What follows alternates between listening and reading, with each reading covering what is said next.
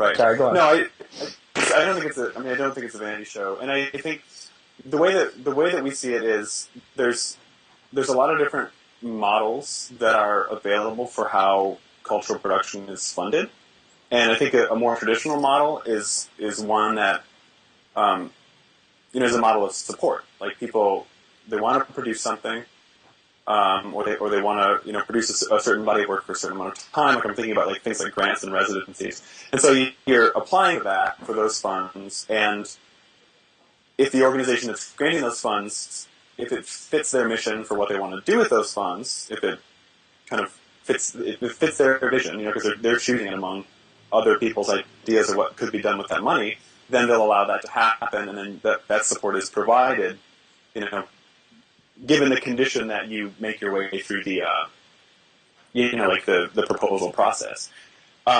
So in a sense, that's like writing this up front, which is funding this artistic practice with a certain amount of strings attached. I mean, maybe once you're in the door, you're given a lot of freedom, but it's at least this sort of procedure to get in the door. I mean, they're not just like, you can't just like type in your email at knife.org and just like send you a grant for $5,000. There's a lot more to it than that.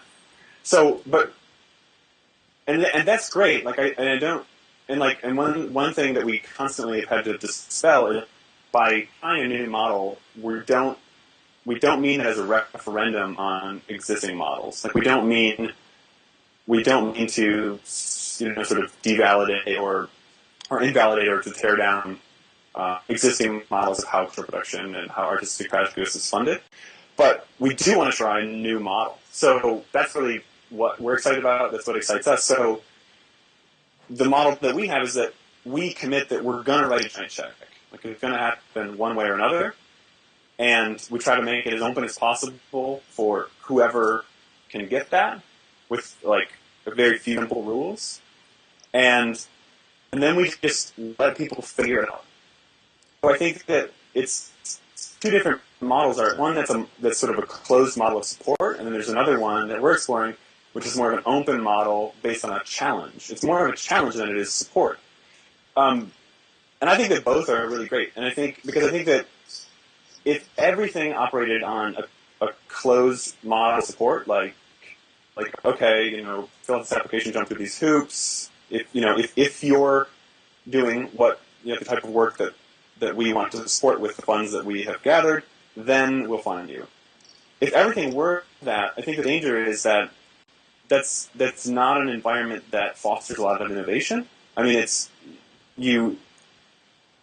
there's an awful lot of control exacted. Well, before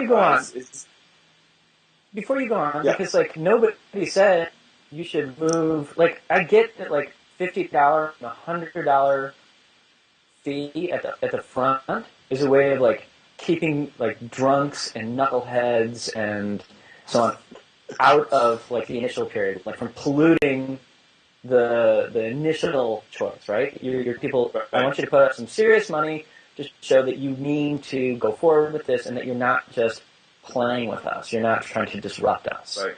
Right.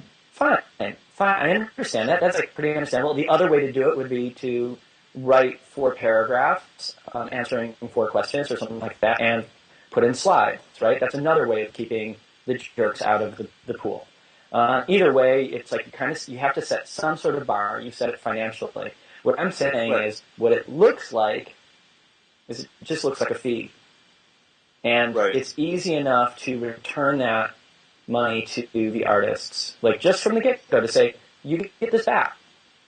Once you've deinstalled your work, like this is part of the deal, is like you have to go through with what you said you're going to go through with.